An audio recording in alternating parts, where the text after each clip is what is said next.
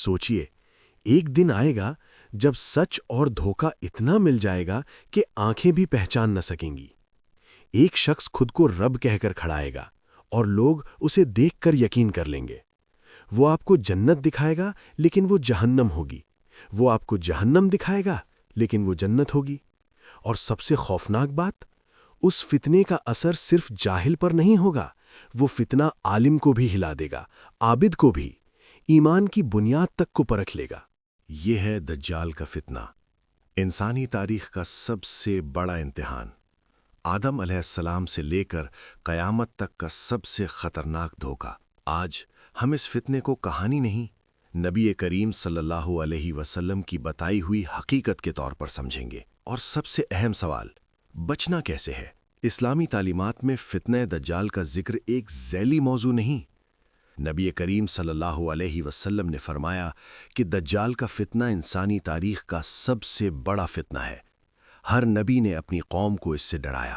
دجال کا فتنہ صرف ایک شخص کا آنا نہیں، یہ ایک ایسا دور ہوگا جہاں حق کو جھوٹ بنایا جائے گا، جھوٹ کو حق، اور انسان کو اپنے رب کے بارے میں الجھن میں ڈال دیا جائے گا۔ نبی کریم صلی اللہ علیہ وسلم مدینہ کے لوگوں کو وارننگ دیتے، آواز میں درد، لفظوں میں یقین۔ آپ صلی اللہ علیہ وسلم نے بتایا، کوئی نبی ایسا نہیں گزرا جس نے اپنی امت کو دجال سے نہ ڈرایا ہو۔ دجال لفظ میں ہی دھوکہ ہے۔ دجل کا مطلب ملاوٹ، جھوٹ، سچ پر پردہ۔ احادیث میں دجال کی پہچان کی نشانیاں بہت واضح ہیں۔ وہ ایک آنکھ سے کانا ہوگا، اس کی آنکھ میں عیب ہوگا، اور اس کی پیشانی یا آنکھوں کے درمیان کافارا لکھا ہوگا، جسے مومن پڑھ لے گا چاہے لکھنا نہ جانتا ہو۔ یہ وارننگ اس لیے نہیں کہ ہم صرف کہا سن کر ڈر جائیں، یہ وارننگ اس لیے ہے کہ عقیدہ توحید مضبوط ہو، کیونکہ دجال کا سب سے بڑا حملہ رزق پر نہیں ہوگا، وہ حملہ ربوبیت پر ہوگا۔ وہ اپنی ذات کو خدا بنا کر پیش کرے گا، اور نبی صلی اللہ علیہ وسلم نے یہ بھی بتایا، دجال کا فتنہ اتنا بڑا ہوگا کہ مومن کو اپنے ایمان کے لیے دعا کرنی ہوگی۔ آپ صلی اللہ علیہ وسلم نماز میں بھی اس فتنے سے پناہ مانگتے اور امت کو سکھاتے۔ یہاں سے تجسس کا آغاز ہوتا ہے، کیونکہ سوال یہ نہیں کہ دجال کا ذکر کیوں ہے، سوال یہ ہے وہ ابھی کہاں ہے۔ صحیح مسلم میں ایک روایت جو سن کر بدن میں سردی اتر جاتی ہے۔ یہ واقعہ ہے تمیم الداری کا، جو پہلے نصرانی تھے پھر اسلام لائے۔ انہوں نے نبی صلی اللہ علیہ وسلم کو اپنا سفر سنایا۔ وہ کچھ لوگوں کے ساتھ کشتی پر تھے، سمندر میں طوفان آیا، دنوں تک بہتے رہے۔ پھر ایک جزیرہ نظر آیا، وہ اتر گئے۔ وہاں ایک عجیب مخلوق ملی، جساسا، بہت زیادہ بال، عجیب صورت۔ اس نے کہا، اس آدمی کے پاس جاؤ جو تمہارا انتظار کر رہا ہے۔ وہ ایک غریب سی جگہ میں گئے اور دیکھا ایک انسان زنجیروں میں جکڑا ہوا، ہاتھ گردن تک بند، ٹانگوں میں بیڑیاں۔ وہ ان سے سوال کرتا ہے، بیسان کے درخت کا کیا حال ہے؟ تبریا میں پانی کتنا باقی ہے؟ زغر کے چشمے کا کیا حال ہے؟ اور پھر اس نبی کا کیا ہوا جو امیوں میں ظاہر ہوا؟ پھر اس نے اپنی پہچان بتائی، میں مسیح الدجال ہوں۔ نبی کریم صلی اللہ علیہ وآلہ وسلم نے یہ واقعہ سن کر منبر پر تصدیق کی، یعنی دجال کا فتنہ کوئی افسانہ نہیں۔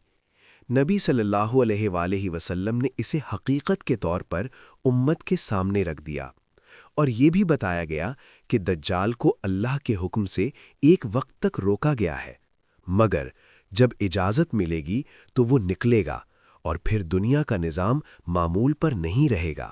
اس منظر میں ایک بھاری بات ہے، دجال علم رکھتا ہے، دجال معلومات جمع کرتا ہے، وہ وقت بندی کا انتظار کر رہا ہے، اور جب نکلے گا وہ صرف تلوار سے نہیں، تصور اور نظریے سے جیتنے کی کوشش کرے گا۔ احادیث میں دجال کے خروج کے حوالے سے مختلف الفاظ آئے ہیں۔ کچھ روایت میں اس کا خروج مشرق سے اور کچھ میں شام اور عراق کے درمیان کا ذکر ملتا ہے۔ علماء نے ان روایت کو اس طرح سمجھا کہ اس کے فتنے کی حرکت اور مراحل ہو سکتے ہیں، مگر نقطہ ایک ہی ہے، وہ آئے گا اور بہت تیزی سے پھیل جائے گا۔ نبی کریم صلی اللہ علیہ وسلم نے فرمایا، دجال 40 دن رہے گا۔ پہلا دن 1 سال کے برابر، دوسرا دن 1 مہینے کے برابر، تیسرا دن ایک ہفتے کے برابر اور باقی دن معمول کے مطابق۔ صحابہ رضی اللہ عنہ نے پوچھا، یا رسول اللہ، پھر نمازوں کا کیا ہوگا؟ آپ صلی اللہ علیہ وسلم نے ارشاد فرمایا کہ اندازہ لگا کر نماز پڑھنا، یعنی فتنہ وقت کو بھی الجھن میں ڈال دے گا، مگر مومن کا ربط اللہ سے نہیں ٹوٹنا چاہیے۔ دجال کی رفتار اور اس کے فتنے کے دائرۂ اثر کے بارے میں آتا ہے، وہ زمین پر بہت تیزی سے پھرے گا، جیسے ہوا بادل کو ڈھکیلتی ہے۔ پھر آئے گا اس کا سب سے بڑا ہتھیار، رزق۔ وہ آسمان کو بارش کا حکم دے گا، اللہ کے حکم سے امتحان کے طور پر، اور بارش ہوتی نظر آئے گی۔ وہ زمین کو کھیتی کا حکم دے گا اور پیداوار نکلتی نظر آئے گی۔ وہ لوگوں کو خوشحالی کا لالچ دے گا، اور جو اسے نہ مانے ان پر سختی کا دور، قحط، تنگ دستی، خوف۔ یہاں امتحان یہ ہے، انسان جب بھوکا ہوتا ہے، جب بچے رو رہے ہوتے ہیں، جب روزی بند ہوتی ہے، تب عقیدہ صرف کتابی نہیں رہتا، تب عقیدہ یا تو جان بن جاتا ہے یا بک جاتا ہے۔ دجال اسی لمحے کو نشانہ بنائے گا۔ وہ کہے گا، میں دیتا ہوں، میں روکتا ہوں، اور دنیا کا ایک حصہ اس کے سامنے جھک جائے گا۔ احادیث میں آتا ہے کہ دجال مکہ اور مدینہ میں داخل نہیں ہو سکے گا۔ ان دونوں حرمین پر فرشتے پہرا دیں گے۔ وہ ان شہروں کے قریب آئے گا مگر اندر نہ جا سکے گا۔ اور مدینہ کے بارے میں آتا ہے کہ اس وقت زلزلہ ہوگا اور منافقین اور خبیث لوگ نکل کر دجال کی طرف چلے جائیں گے۔ یہیں مدینہ چھن جائے گی، مومنین الگ اور نفاق الگ۔ پھر وہ منظر جو دل کو چیر دیتا ہے۔ صحیح روایت میں آتا ہے کہ دجال ایک جوان مومن کو بلائے گا، اس سے پوچھے گا، کیا تو مجھے اپنا رب مانتا ہے؟ وہ مومن جواب دے گا، تو جھوٹا ہے، تو دجال ہے۔ دجال اسے لوگوں کے سامنے سزا دینا چاہے گا۔ روایت میں آتا ہے کہ وہ اس جوان کو قتل کرے گا، پھر اللہ کے اذن سے اسے زندہ ہوتا ہوا دکھائے گا، تاکہ لوگ سمجھیں یہ تو زندہ بھی کر دیتا ہے۔ مگر وہ جوان اور زیادہ یقین سے کہے گا، اللہ کی قسم، اب مجھے تجھ پر اور بھی یقین ہو گیا کہ تو دجال ہے۔ یہ منظر صرف دلیری کا نہیں، یہ عقیدے کا منظر ہے۔ یہ ثابت کرتا ہے دجال کا فتنہ منطقی دلیل سے زیادہ ایمان کو ٹیسٹ کرے گا۔ اور نبی صلی اللہ علیہ وسلم نے بتایا کہ دجال کے ساتھ جنت اور جہنم جیسی چیزیں ہوں گی، مگر حقیقت الٹ ہوگی۔ جو چیز وہ جنت کے نام پر دے گا وہ اصل میں عذاب ہوگا، اور جو جہنم دکھائے گا وہ مومن کے لیے نجات کا راستہ بن سکتا ہے۔ اس لیے نبی صلی اللہ علیہ وآلہ وسلم نے ہدایت دی، دجال کے پاس نہ جانا، کیونکہ انسان سمجھتا ہے میں اسٹرانگ ہوں، میں جواب دے دوں گا، مگر پھر فتنہ اسے غیر محسوس طریقے سے گرا دیتا ہے۔ اور بچنے کا ایک عظیم ذریعہ سورہ الکہف۔ احادیث میں حفاظت کے الفاظ آئے ہیں، خاص طور پر اس سورہ کی آیات کا پڑھنا یا یاد کرنا۔ روایت میں پہلی آیات کا ذکر آتا ہے۔ اس سورہ میں فتنوں کا علاج ہے۔ اصحاب کہف کا فتنہ یعنی ایمان بچانا، 2 باغوں کا فتنہ یعنی مال کا غرور، موسیٰ اور خضر کا فتنہ یعنی علم اور حکمت، اور ذوالقرنین کا فتنہ یعنی قوت اور انصاف۔ یعنی سورہ کہف مومن کو تربیت دیتی ہے حق کا ساتھ، صبر اور دنیا کی چمک سے دھوکہ نہ کھانا۔ فتنہ اپنی انتہا پر ہے۔ دجال کا دعویٰ بلند، لوگوں کے دل لرز رہے ہیں، اور مومنین اپنے رب سے مدد مانگ رہے ہیں۔ پھر اللہ کا وعدہ ظاہر ہوتا ہے، نزول عیسیٰ علیہ السلام۔ احادیث میں آتا ہے کہ عیسیٰ ابن مریم علیہ السلام نازل ہوں گے۔ وہ انصاف کے ساتھ حکم کریں گے، وہ دین اسلام کی تصدیق کریں گے، اور دجال کا فتنہ ان کے سامنے ٹوٹ جائے گا۔ جس لمحے دجال عیسیٰ علیہ السلام کو دیکھے گا، روایت کا مفہوم یہ ہے کہ وہ ایسے پگھلنے لگے گا جیسے نمک پانی میں پگھلتا ہے، یعنی اس کی بناوٹی خدائی کا پردہ اٹھ جائے گا۔